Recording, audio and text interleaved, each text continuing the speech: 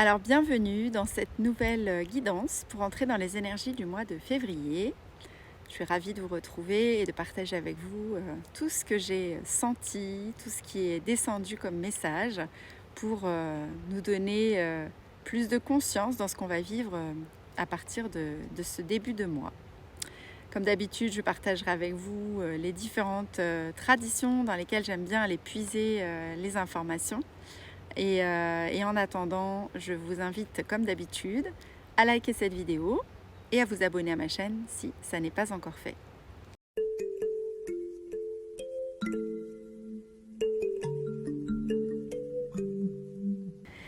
Alors au début de ma canalisation, j'ai ressenti comme un courant d'air frais puissant qui m'a traversé en partant de derrière dans le dos et qui a traversé vers l'avant. Et ce que j'ai entendu, c'est que pour ce mois de février, eh bien, l'énergie, elle allait nous demander de nous laisser traverser. Et de nous laisser faire aussi, un peu. D'accueillir finalement, de vivre et aussi de se souvenir. Je me marre parce qu'il y a la chèvre en arrière-fond qui est venue se poser dans l'angle de ma caméra. Alors en fait, c'est comme si la porte 19 du design humain, elle était venue, cette porte de la sensibilité, qui nous accompagne finalement depuis quelques jours et qui va nous accompagner jusqu'aux portes de février. C'est comme si elle était venue préparer un peu le terrain. C'est-à-dire qu'elle nous a commencé à nous aider à sentir, à ressentir et à laisser le flux faire.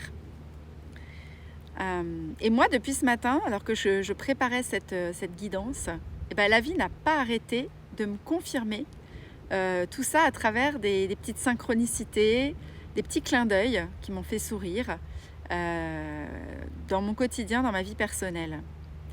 C'est-à-dire que j'ai vécu tout au long de la journée des situations où je me suis sentie devoir me laisser traverser par la vie et où à chaque fois que je l'ai fait, c'était tellement juste et tellement fluide que ça venait me confirmer.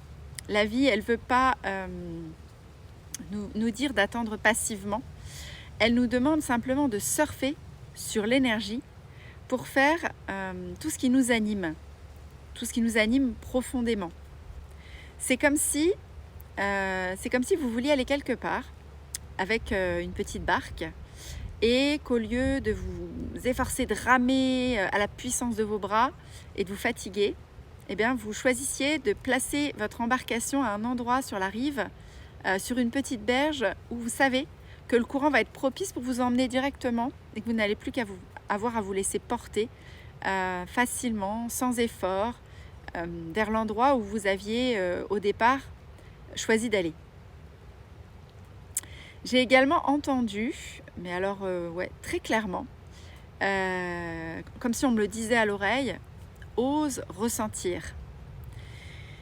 C'est la force de l'énergie qui nous porte, qui sera d'autant plus puissante si on la ressent profondément dans notre corps, dans toute notre essence.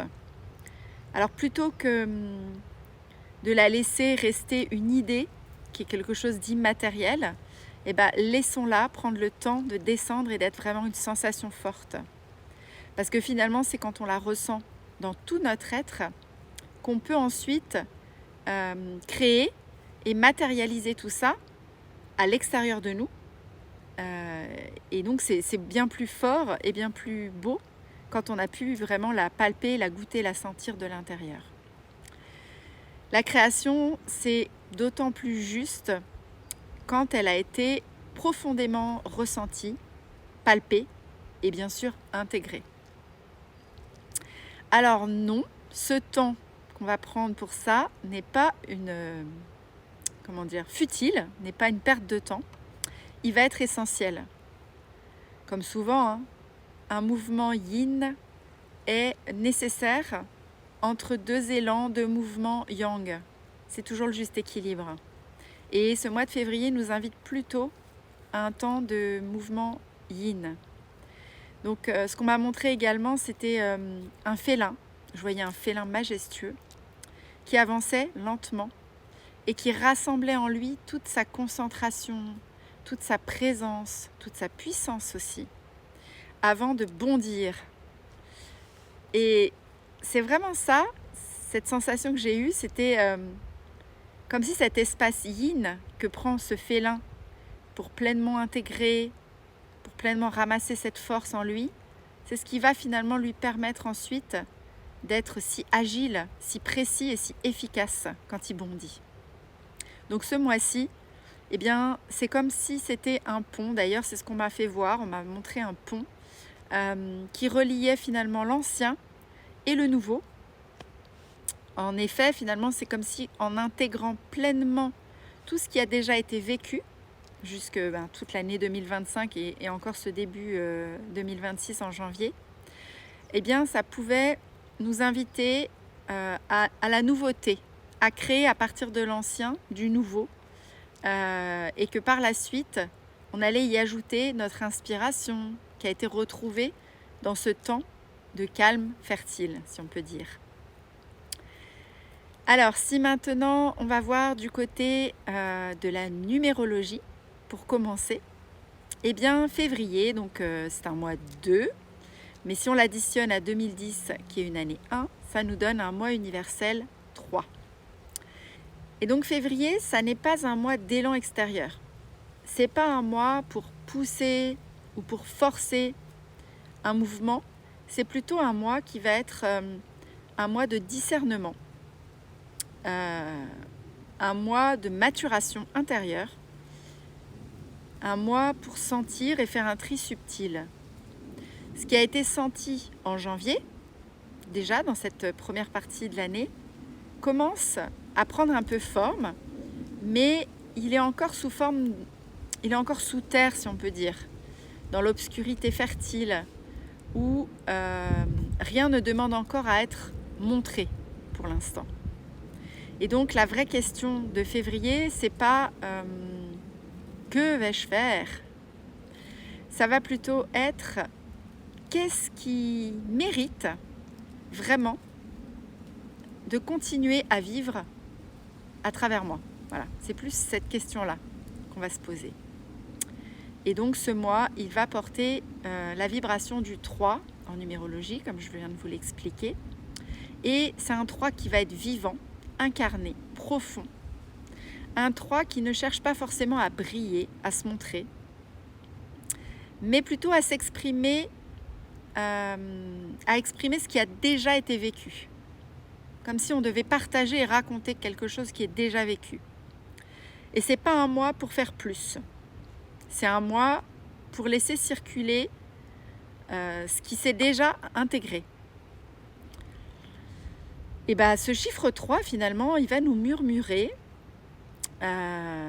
d'exprimer sans nous perdre, de rester en contact avec nous dans ce qu'on exprime, de dire ce qui est prêt à être dit, de créer à partir du vécu, pas à partir d'une idée qui nous traverserait la tête, mais plutôt à travers un vécu, et de partager sans avoir à s'éparpiller dans tous les sens.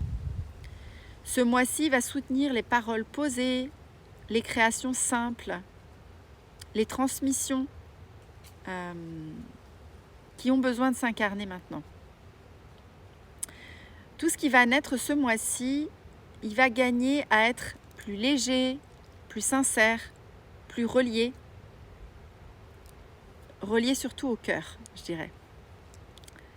Donc ce qui a été vécu cherche maintenant tout simplement à prendre forme, mais il n'est pas encore prêt à prendre matière. Il cherche encore sa forme quelque part. Si on va du côté de l'astrologie de ce mois de février, eh bien on va commencer tout au début du mois avec cette pleine lune, le 1er février, cette pleine lune en Lion. Et eh bien cette lunaison, elle va éclairer notre besoin d'expression. Ça rejoint l'énergie du 3 en numérologie, mais une expression authentique, une expression de créativité profonde et de vérité du cœur, encore une fois. Et c'est exactement le thème de ce mois-ci. Ça sera tout le fil intérieur du mois de février en réalité. Plus tard, le 17 février, on va avoir notre nouvelle lune en Verseau. Et là, ça va coïncider aussi avec une éclipse solaire.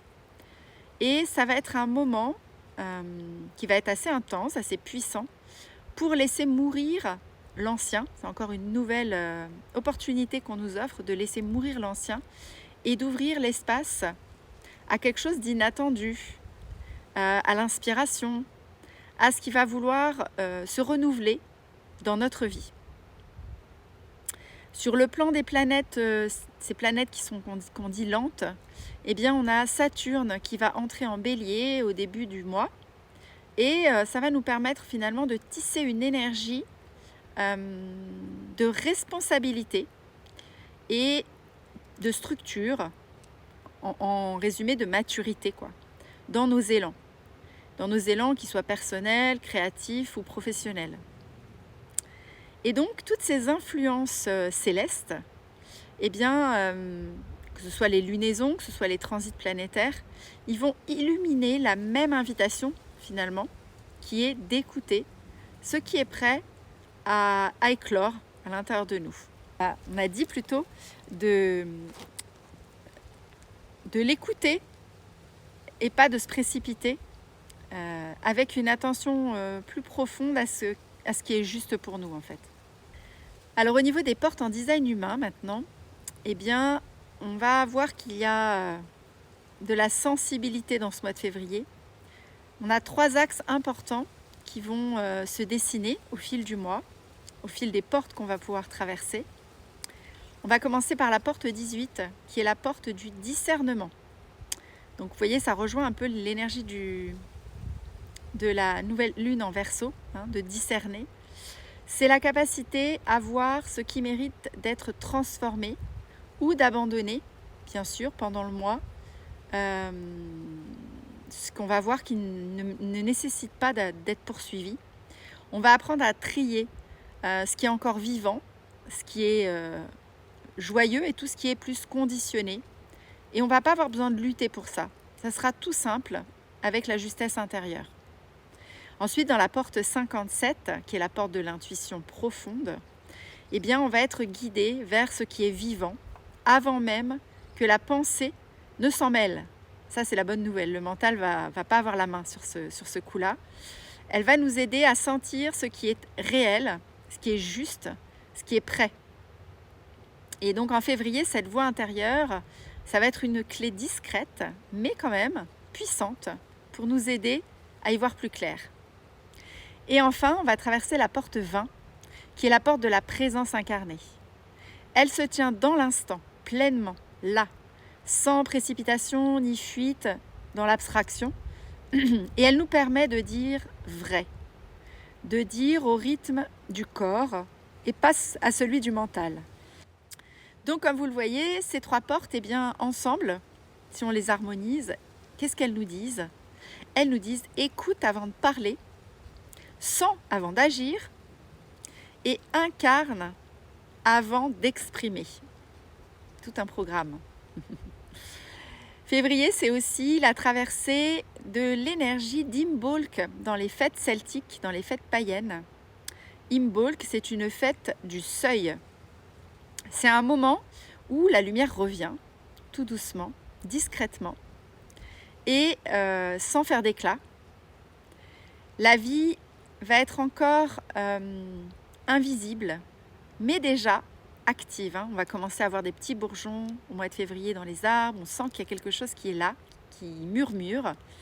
Et ce feu intérieur va nous réchauffer, mais sans nous brûler. C'est un temps de purification, Imbolc, mais une purification douce. C'est une purification d'intention claire, un feu gardien. C'est pas un feu qui est destructeur. Parfois, c'est nécessaire d'avoir des gros feux qui purifient de manière violente, mais là, c'est pas du tout le cas. C'est un geste simple qui va suffire, comme par exemple allumer une petite bougie blanche ou dorée, qui sont les couleurs d'Imbolc, avec une phrase murmurée ou un soin qu'on s'offre au corps, chez nous, dans notre maison, tranquillement, ou dans la chaleur d'un foyer, ou bien dans notre espace de travail également. Et on va pouvoir dire cette phrase J'honore ce qui germe en moi sans le forcer. Et tout au long de ce mois de février, pour compléter, on va ressentir la présence qui veille sur nous de la gardienne de la sagesse des 13 mères originelles. Cette gardienne de la sagesse, elle n'enseigne pas par accumulation, mais par dépouillement, si on peut dire. C'est-à-dire qu'elle va incarner la patience, la clarté, le discernement aussi, mais également le silence qui va être habité. Ce n'est pas un silence vide, c'est un silence plein. Elle va nous murmurer doucement, tu sais déjà, ralentis. Ralentis assez pour t'écouter. Sa médecine, c'est une médecine qui est très simple. C'est l'idée d'arrêter de chercher à l'extérieur et d'honorer l'expérience qui est déjà vécue. C'est vraiment tout ce que j'ai déjà dit en canalisation et tout. C'est faire confiance à ce qui s'est déjà intégré à l'intérieur de nous. Alors, pour traverser ce mois, finalement, il y a une seule question qui peut éventuellement vous guider, vous accompagner. C'est la question qui dit « Qu'est-ce qui veut s'exprimer à travers moi, maintenant et sans effort ?» Alors laissez cette question résonner, vous pouvez vous la poser plusieurs fois en ce début de mois. Et sinon, je vous livre également une petite phrase médecine que vous pouvez aussi laisser descendre dans votre corps, tout doucement, dans les mêmes énergies du mois de février. Cette phrase, c'est « J'exprime ce qui est vrai au rythme de mon cœur ». Et pour clôturer cette guidance du mois de février, n'oubliez pas, souvenez-vous que ce qui est juste n'a pas besoin d'être pressé. La sagesse, elle va nous guider, elle va guider nos pas bien avant l'action. Ça, c'est la sagesse à retenir de ce mois de février. Et c'est aussi la sagesse que je dois, moi, régulièrement me redire à l'intérieur en tant que réflecteur. La lenteur, la lenteur, la lenteur. Voilà, donc février va soutenir les paroles posées, il va soutenir les créations simples et il va également soutenir les transmissions qui vont pouvoir s'incarner. Tout ce qui est prêt ce mois-ci à naître gagne à être léger, sincère et relié au cœur. Voilà, alors je vais vous partager une petite guidance d'une carte de mon oracle des senteurs, comme maintenant je fais à chaque fois. Voilà mon petit oracle. Et la carte que j'ai piochée, c'était la carte de la camomille, qui dans mon oracle fait partie des archétypes des émotions. Et je l'ai mise pour l'émotion de la peur, parce qu'elle va très bien. Elle va très bien avec cette émotion de la peur, puisque c'est une grande calmante, apaisante, réconfortante. Et donc c'était intéressant que je pioche cette camomille pour ce mois de février avec tout ce que je viens de vous partager. Parce que, je ne sais plus si je vous l'ai montré la carte du coup, c'est la carte de la grand-mère qui prend dans ses bras et qui réconforte. Et elle va particulièrement bien avec tout ce que je viens de vous partager, cette médecine de la camomille, parce que c'est une médecine qui ne pousse pas. C'est une médecine qui vient apaiser. Elle a des molécules anxiolytiques naturelles, cette camomille, donc elle vient vraiment nous aider à nous calmer, à nous rassurer. Elle ne cherche pas à accélérer le mouvement, elle va plutôt accompagner ce qui est déjà en train de se faire. Donc ça va parfaitement avec tout ce qu'on vient de dire juste avant. Et pour ce mois-ci, eh bien, elle va nous soutenir exactement dans cette